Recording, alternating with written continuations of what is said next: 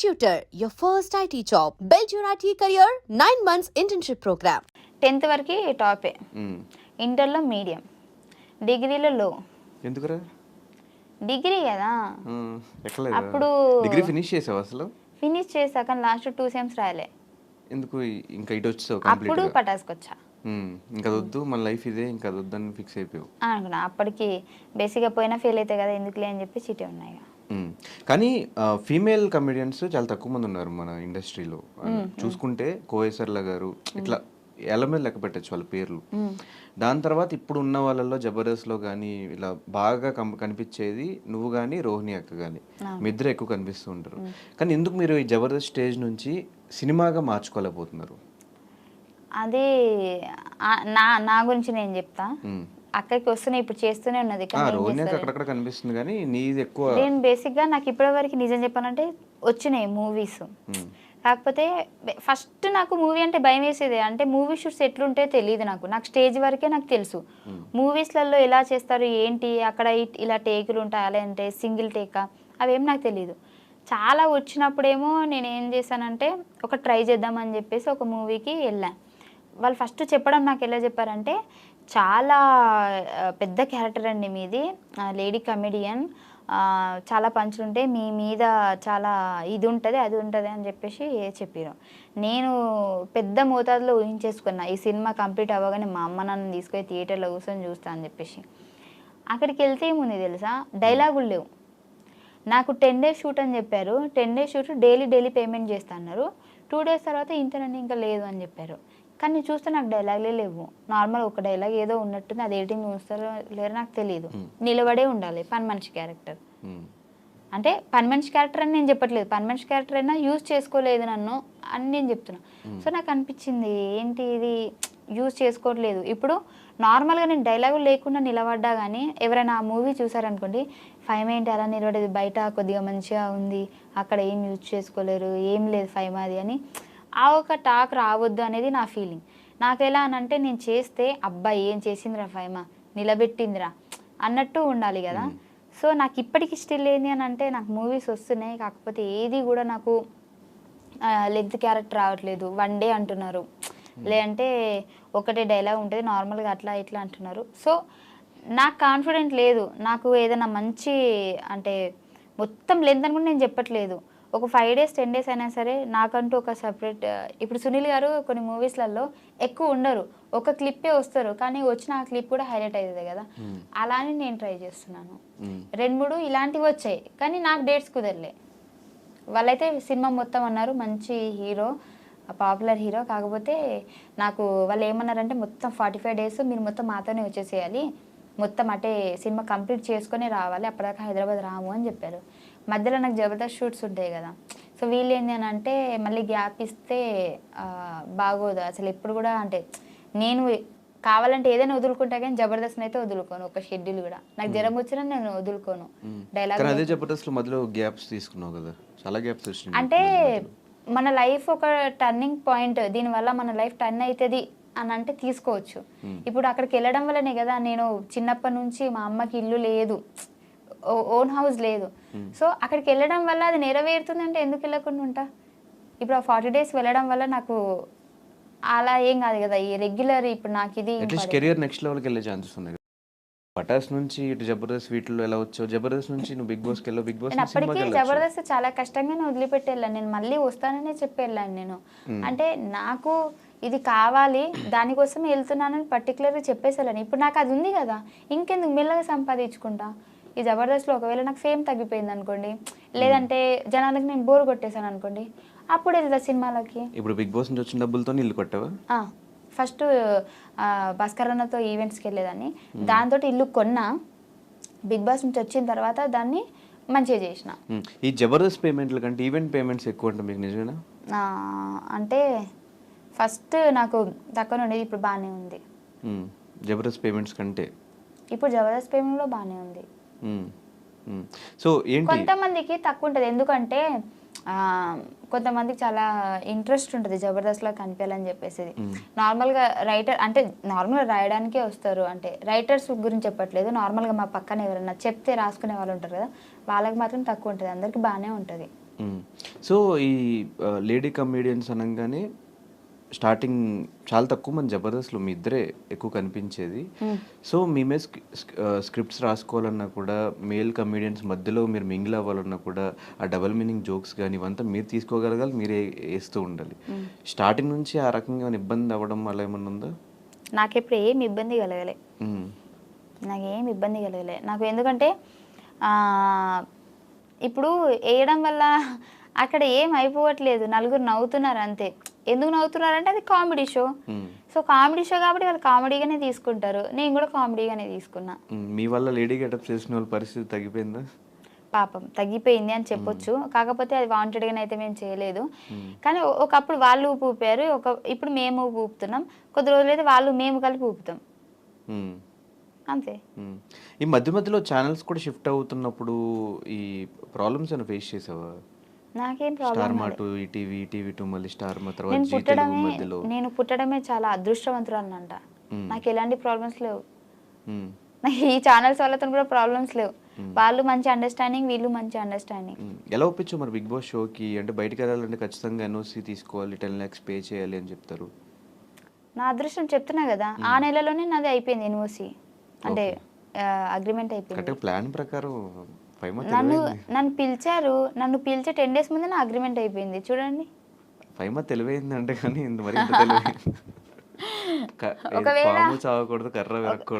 ఒకవేళ అప్పటికి అగ్రిమెంట్ ఉంటే మేబీ సీజన్ 7 లో పిలిచేవారేమో, అప్పటికి అయిపోయేది అంతే. ఫీల్ అవుతున్నావు సీజన్ 6కి వెళ్ళావని? ఫీల్ అవ్వట్లేదు, కానీ 7 లో ఉంటే బాగుండు అనిపించింది. ఎందుకు 6 ఎందుకు నచ్చలేదు? 6 నాకు గట్టి పోటీ ఏం అనిపించలేదు. 6లో నీకు ఎవరు గట్టి పోటీ లేరా? నేనేదో పాపం రేవంత్ అన్నతో గొడవ పడ్డా, అంటే వాంటెడ్గా కాదు, ఆ సిచ్యువేషన్స్ వచ్చినాయి. కానీ మేము గేమ్స్లో కూడా ఫిజికల్గా కూడా రేవంత్ అన్నతోనే నేను ఆడిన, ఆయన నన్ను నూకడం, నేను ఆయన నూకడం. కానీ అంతా నాకు ఎందుకు ఎక్కలేదు. అంటే 7లో ఉంటే బాగుండు, ఆ ఫైర్లో నేను కూడా ఉంటే బాగుండు అనిపించింది. ఈ బిగ్ బాస్ అనేది ఫినాన్షియల్గా పక్కన పెడితే నీకు మిగతా వైజ్గా, ఫేమ్ వైజ్ కానీ ఏమన్నా హెల్ప్ అయిందా? అది చాలా అయింది. అండ్ ఇంకోటి, నేను నెగిటివ్ కాలేదు, పాజిటివ్గానే ఉన్నా. అప్పటికి కూడా నేను పాజిటివ్గానే ఉన్నా. నాకు బయటకు వచ్చిన తర్వాత కూడా చాలామంది కొన్ని రోజులు మళ్ళీ బిగ్ బాస్ ఫైమ్ అనే అన్నారు. దానివల్ల నాకు ఎక్కడ మైనస్ కాలేదు, దాని గురించి చెప్పడానికి అసలు ఏమీ లేదు. ఒకవేళ మైనస్ అయితే నేను చెప్పేదాన్ని. దానివల్ల నాకు చాలా ప్లస్ జరిగింది. కానీ ఎందుకు బయటకు వచ్చాక మిగతా కండిషన్స్ ఎవరితో మింగిల్ అవ్వట్లేదు? నువ్వు ఎక్కడ కనిపించవు, ఏ పార్టీస్లో కనిపించవు, ఏ గెట్ టుగెదర్స్లో కనిపించవు, ఎవరు పిలిచినా రావు, దేనికి? దానికంటే ముందు కూడా నా ఫ్రెండ్స్ నార్మల్గా నా జబర్దస్త్ వాళ్ళు పిలిచినా నేను పోను. నాకు నా ఇల్లే నా ప్రపంచం, అంటే ఇంట్లో ఉంటా, ఏం లేకపోతే ఇంట్లో ఉంటా. ఈవెన్ జబర్దస్త్ వాళ్ళతో నేను వ్లాగ్స్ చూసా నీవి, చాలా మంది దగ్గర వ్లాగ్స్ కూడా చూసా. ఈ బిగ్ బాస్ వాళ్ళతో అసలు ఏమీ లేవు నీవి. అంటే ఇంకా బిగ్ బాస్ అయిపోయిన తర్వాత కొన్ని రోజులు పిలిచారు అందరూ, ఏదైనా సరే రండి రండి అన్ని, గ్రూప్ మొత్తం హల్చలు, టింగ్ టింగ్ టింగ్ అని మెసేజ్లు వచ్చేది. డేస్ పెరుగుతున్నా కొద్దిగా వాయిస్ తగ్గిపోయింది మెసేజ్లది, ఎవ్వరు అంత లేరు. కొన్ని రోజులే, మూడు రోజుల మురువం అంటారు కదా. సో వచ్చిన తర్వాత ఫస్ట్లోనేమో రండి కలుద్దాం, ఇప్పుడు ఎవడు పిలుస్తాడా అని చూస్తున్నాను. ఎవడు పిలిచినప్పుడు నేను పోదామంటే ఇప్పుడు నన్ను పిలవట్లే, అట్లా అయిపోయింది. హౌస్ వార్మింగ్ ఫంక్షన్ కూడా ఓన్లీ సూర్య ఒక్కడే వచ్చాడు. నేను అందరినీ పిలిచా, కానీ సూర్య ఒక్కడే వచ్చాడు. అందరూ ఒక్కొక్కరు ఒక్కొక్క రీజన్ చెప్పారు.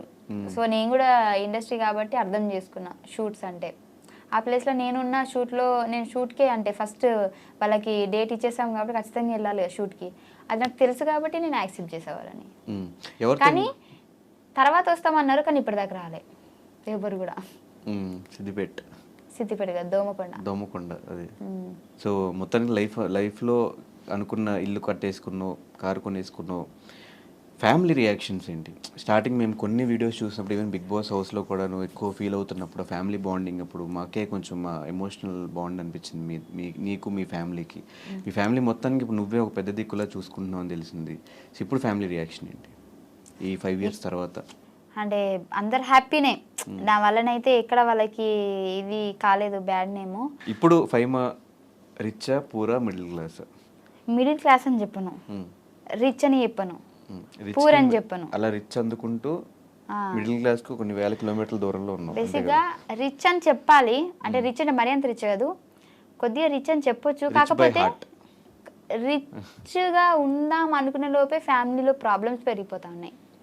సో దానివల్ల మళ్ళీ కిందికి వచ్చేస్తున్నా, మళ్ళీ అందుకోవాలంటే నాకు టైం పడుతుంది. ఇంకేం ప్రాబ్లమ్స్ మళ్ళీ? అంటే ప్రాబ్లమ్స్ అంటే అంటే అట్లని కాదు, ఫైనాన్షియల్గా అని కాదు, అంటే ఎక్కువ ఏమంటారు ఆలోచన పెరిగిపోయింది. రీసెంట్గా మా అక్కకి యాక్సిడెంట్ అయింది. సో దానికంటే ముందు అదే అక్కకి మళ్ళీ కరెంట్ షాక్ కూడా కొట్టింది. సో 2 సార్లు ఇంకా అయిపోయింది అనే సిచ్యువేషన్ నుంచి మళ్ళీ మా అక్కని మేము మంచిగా చేసుకొని, సో దానివల్ల ఏంటి అని అంటే ఎక్కువ ఫోకస్ అంతా ఇంటి దగ్గరనే వెళ్ళిపోయింది. నేను ఏం వర్క్ చేయలేకపోతున్నా. అంటే నాకు బేసిక్గా ఫ్యామిలీ అంటే చాలా ఇష్టం. నా ఫ్యామిలీలో ఎవరికి, ఈవెన్ మా అమ్మకి జ్వరం వచ్చినా కానీ ఇంకా వెళ్ళిపోవాలి, నేను ఇక్కడ ఉండొద్దు హైదరాబాద్లో, నాకు ఇంకా వద్దు ఈ హైదరాబాద్, నేను ఫస్ట్ పోయి మా అమ్మనే చూసుకోవాలి, మా అమ్మనే ఇంపార్టెంట్ అనేంత ఇష్టం నాకు. సో ఈ మధ్య ఒక్కరు కాకపోతే ఒకరికి ప్రాబ్లమ్స్ వస్తూనే ఉన్నాయి. నా ఫ్యామిలీ మంచిగా ఉంటే నేను మంచిగా ఉంటాను, నా ఫ్యామిలీ సఫర్ అవుతుంది కాబట్టి సో దాని నుంచి నేను బయటికి రాలేకపోతున్నా, ఇంకా ఎటు ఏం చేయలేకపోతున్నా నేను ముందుకి. దానివల్ల కొద్దిగా ప్రాబ్లమ్స్ ఫేస్ చేస్తున్నా. సో కెరియర్ వైజ్ ఇప్పుడు ఎలా ఉంది? ఇంకా స్టిల్ అప్ అండ్ డౌన్సా లేకపోతే ఓకే సెటిల్డ్ కెరియర్ వైజ్? ఇప్పుడు అప్ అండ్ డౌన్సే ఉన్నాయి, ఇంకా చూద్దాం, పర్లేదు, టైం పడుతుంది మంచి అవ్వాలంటే. సో చాలా సందర్భాలు చెప్పు, బుల్లెట్ భాస్కర్ అన్న బాగా సపోర్ట్ చేశాడు జబర్దస్త్లో అని, ఒకసారి ఆయన గురించి ఏం చెప్తావు? ఆయన గురించి ఏం చెప్తా అంటే బేసిక్గా నాకు ఎవరు అన్నలు లేరు, ఎవరైనా ఉన్నారంటే భాస్కర్ అన్న అనే చెప్తా. ఎందుకంటే ఆయన సపోర్ట్ బేసిక్గా ఎంత మంచోడంటే, నాకు ఫస్ట్లో జబర్దస్త్కి వెళ్ళిన తర్వాత టీమ్స్ షిఫ్ట్ చేస్తున్నారు, అప్పటికి నేను జబర్దస్త్ ఎంట్రీ ఇవ్వలేదు, పటాస్ ఆగిపోయింది. పటాస్ ఆగిపోయిన తర్వాత నా దగ్గర అసలు డబ్బులు లేవు, ఏం లేవు. అప్పుడు ఏం చేయాలో నాకు అర్థమైతే లేదు. యూట్యూబ్ చేసినా కానీ తక్కువ రీచే నార్మల్గా వచ్చేది. ఏం చేయాలి అసలు, నాకు ఏం షోలు లేవు అనే టైంకి సార్ వాళ్ళు ఏం చేశారంటే పటాస్లో ఒక 2-3 అంటే నన్ను, పటాస్ ప్రవీణ్ని, ఇంకా ఒక 2 అట్లా జబర్దస్త్కి ఎంట్రీ అనేటప్పటికి టీమ్స్ చేంజ్ చేస్తున్నప్పుడు ఒక్కొక్కరు తీసుకోండి ఎవరైనా అవసరం ఉంటే అన్నప్పటికీ నన్ను ఎవరు తీసుకోలే, అందరూ నాకొద్దు అంటారు. ఏం చేయాలి నాకు అర్థం కాలేదు. అందరు టీంలు ఫుల్ అయిపోయినాయి. భాస్కర్ అన్న దాంట్లోనైతే ఒక 10-12 మంది ఉన్నారు. అంటే మెయిన్ ఆర్టిస్టులు కాకపోయినా ఆయన 10-12 మందికి డబ్బులు ఇచ్చుకోవాలి ఖచ్చితంగా ఉన్నారు అని అంటే. సో తన బడ్జెట్కి తనకు ఫుల్ అయిపోయింది. లాస్ట్కి నేను ఒక్కదాన్ని మిగిలితే నాకు బాధ అనిపిస్తుంది, నన్ను ఎవరు తీసుకోలేదు, ఏంది నా పరిస్థితి అన్న టైంకి 5 మంది వచ్చేసే ఇటు అని చెప్పేసి నన్ను తీసుకున్నాడు. ఆ రోజు నేను ఏమనుకున్నానంటే 12 మంది ఉన్నారు, నాకేం ఇతడు డైలాగులు, నాకు తెలిసి బ్యాక్గ్రౌండ్ ఆర్టిస్ట్ లెక్క నిలబడాలనేమో అని అనుకున్నా. కానీ ఆయన ఒక్క ఎపిసోడ్ తోటే నెక్స్ట్ ఎపిసోడ్ నుంచి మొత్తం మళ్ళీ నేను లీడ్ అయిపోయేటట్టు అంతా, అంటే నేను తెలంగాణ స్లాంగ్ మాట్లాడతా కదా, దాన్ని బేర్ చేసుకొని ఇప్పటికీ నాకు బాగా గుర్తుంది. ఫస్ట్ రోజు నేను జబర్దస్త్ ఎక్కుతున్నా అనే టైంకి నాకు ఎంత ప్రాక్టీస్ చేయించాడంటే, నువ్వు పటాసులు ఇలా చేసేదానివి కదా, ఈ లాంగ్వేజ్ దాంట్లోంచి తీసుకో, ఇలా న్యాచురల్గా ఉండాలి, అసలు నువ్వు తిడితే కూడా అసలు తిట్టిందా అది ఏంది అని చాలాసార్లు నేను కొన్ని చెప్పేసి ఆగిపోతా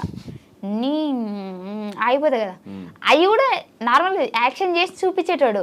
నువ్వేమనాలంటే అని ఆడ ఏంది అని చెప్పేసి నేను ఇట్లా రియాక్షన్ ఇస్తా అప్పుడు అని చెప్పేసి నాకు తెలియని ఒక కొత్త యాక్టింగ్ని నేర్పించినాను అనమాట. సో అప్పటి నుంచి జనాలు కూడా అక్కడ ఏదో అంది అది ఏంటిది అని చెప్పేసి, సో అట్లా కూడా నాకు చాలా మంచిగా వచ్చింది. అట్లా నేర్పడం వల్ల నేను ఇంత ఇప్పుడు చేస్తున్నా. సో మల్లెమాలతో అసోసియేషన్, మల్లెమాలతోనా అసోసియేషన్ అంటే నువ్వు ఇంగ్లీష్ ఎందుకు మాట్లాడుతున్నావు, నేను తెలుగు జర్నీయా, జర్నీ అసలు ఇంగ్లీష్ ఇంత కూడా రాదా? రాదు అంటే మరీ అంత కదా. I know English, I eat English, I talk English, but I don't understand English. Okay, so journey అని అంటే మంచి జర్నీ. అసోసియేషన్ అను ఎందుకబ్బా, ఒకసారి చిన్న చిన్న పదాలు నేను చెప్పా, ఒక్కసారి చెప్పరా. అసోసియేషన్. ఓకే ఓకే, సో మల్లెమాలతో అసోసియేషన్ ఎట్లుందంటే it's very nice journey. And నాకు దీప్తి మేడం కానీ కీర్తి సార్ కానీ తెలుసు కదా మీకు. బేసిక్గా ఏదైనా మనము ఒక ఇప్పుడు మల్లెమాలలో వర్క్ చేస్తున్నామని అంటే వాళ్ళు పైన నుంచి వాళ్ళు చూసుకుంటారు కదా. సో వాళ్ళని కలవాలంటే మనం అపాయింట్మెంట్ తీసుకోవాలి ఒక రోజు ముందే. కానీ వాళ్ళు నాకు తెలియకుండానే నన్ను సొంత లెక్క చూసుకున్నారనమాట. నువ్వు ఎప్పుడు మా దగ్గర మాట్లాడడానికి రావాలన్నా, నీకు ఏది ప్రాబ్లం ఉన్నా సరే నువ్వు డైరెక్ట్ వచ్చి మాట్లాడేయచ్చు అని చెప్పేంత నాకు అంత మంచిగా చూసుకున్నారు. అండ్ ఇంకోటి నేను బిగ్ బాస్కి వెళ్తా అన్నప్పుడు కూడా వాళ్ళు బేసిక్గా అంతా నన్ను ఏం తిట్టలేదు. అంటే నువ్వు మళ్ళీ రావద్దు, అందరు ఊహించే ఉంటారు కదా, మేబీ రావద్దు అని చెప్పే ఉంటారు అది అని చెప్పి, అలాంటి ఏం తెలియదు కదా. సో నీ లైఫ్ నీకు మంచి జరుగుతుంది అంటే మేము ఖచ్చితంగా ముందుంటాం. బట్ అండ్ ఇంకోటి చెప్పాలంటే ఈ జర్నీలో కరోనా టైంలో నాకు పటాస్ ప్రవీణ్కి నెలకి ఇన్ని డబ్బులు ఇచ్చారు వాళ్ళు, మల్లెమాల వాళ్ళు. బేసిక్గా ఇది ఎక్కడ ఎవ్వరికి తెలియదు అనుకుంటా, నాకు తెలిసి. వాళ్ళు ఎంత మంచి వాళ్ళు అంటే మేము అంటే మా గురించి తెలుసు వాళ్ళకి, మా సిచ్యువేషన్ తెలుసు, మా ఫ్యామిలీ సిచ్యువేషన్ తెలుసు. సో అందరు ఖాళీగానే ఉన్నారు కరోనా టైంలో, అందరూ సఫర్ అవుతున్నారు. కానీ వాళ్ళు మమ్మల్ని వాళ్ళ సొంత అని అనుకొని మీకు మేము ఉన్నామని చెప్పేసి నెలకి శాలరీ అకౌంట్లో వేసేసేవాళ్ళు. Super super. సో నన్ను అంత బాగా చూసుకున్నారు. అండ్ ఇంకోటి వాళ్ళ మాటలు కానివ్వండి, వాళ్ళు ఇచ్చే సపోర్ట్ కానివ్వండి చాలా బాగుంటుంది. నాకు చాలా ఇష్టం. బేసిక్గా నేను అక్కడ మల్లెమాలలో ఉన్నానంటే నాకు ఒక సేఫ్ ఆ ఫీలింగ్, అంటే నాదే అన్న ఫీలింగ్ వస్తుంది, మనోళ్ళు అన్న ఫీలింగ్ వస్తుంది. ఇప్పుడు ఏదైనా వేరే దగ్గరికి వెళ్ళినా కానీ వాళ్ళతో మాట్లాడాలా లేదా, ఏమన్నా అనుకుంటారా, వీళ్ళు మనతో అంత మింగిల్ అవుతారా లేదా, ఆ ఫీలింగ్ వస్తుంది కదా. నాకు మల్లెమాలలో ఎవరితో మాట్లాడినా కానీ నాకు ఒక సేఫ్ ఫీలింగ్, మనోళ్ళు అని అనిపిస్తుంది.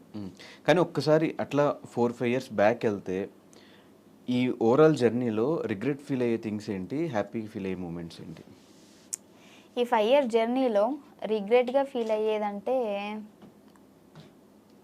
రిగ్రెట్ అంటే తెలుగులో ఏదన్నా చేసేసి అయ్యో అనవసరంగా చేసా, లేకపోతే అనవసరంగా ఆ షోకి వెళ్ళా, లేకపోతే అనవసరంగా ఆ రోజు డైలాగ్ చెప్పా, అనవసరంగా వాళ్ళతో గొడవ పడ్డా, ఇలాంటివి. సరే రిగ్రెట్ ఫీల్ అంటే నిన్ను ఒకవేళ సడన్గా ఏ హాలీవుడ్ ఛానల్ నుంచి ఎవరిని వచ్చి కూర్చొని ఇంటర్వ్యూ చేస్తే ఏం మాట్లాడతావు వాళ్ళతో? ఫస్ట్ వాళ్ళు నన్ను పిలవరు. వాళ్ళు ఒకవేళ పిలిస్తే, ఒకవేళ రేపు పొద్దున్న యూఎస్ఏ వెళ్ళాలి, ఏదో మూవీ షూట్కి పోవాలి, అక్కడికి వెళ్ళి ఏం మాడతావు? యాప్ ఉంది కదా తెలుగు టు ఇంగ్లీష్ ట్రాన్స్లేట్ చేసుకుని వాళ్ళు అడిగినప్పుడు రెస్ట్ ట్రాన్స్లేట్ చేసుకుంటూ అడుగుతావు? అడిగినాక 1 second అంట. యూఎస్ వీసా ఉందా? లేదు. తీసుకుంటా. సరే అమెరికా కాకపోయినా అమీర్పేట అనుకో, అమీర్పేటలో నాతో ఎవరైనా ఇంగ్లీష్లో మాట్లాడగా కానీ నేను మేనేజ్ చేసేస్తాను. నేను ఇప్పుడు నాతో ఇంగ్లీష్ మాట్లాడు, నీకు రాదు. అంటే మరి అంత రాకుండా లేదు కానీ మరి రిగ్రెట్ ఇవి కూడా తెలియకుండా లేదు. రిగ్రెట్ అంటే నాకు తెలుసు, ఇప్పుడు చెప్పా కాబట్టి. సరే చెప్పు. రిగ్రెట్ అంటే నాకు ఇంగ్లీష్ రాదని నీతో చెప్పినా కదా, అదే నా రిగ్రెట్.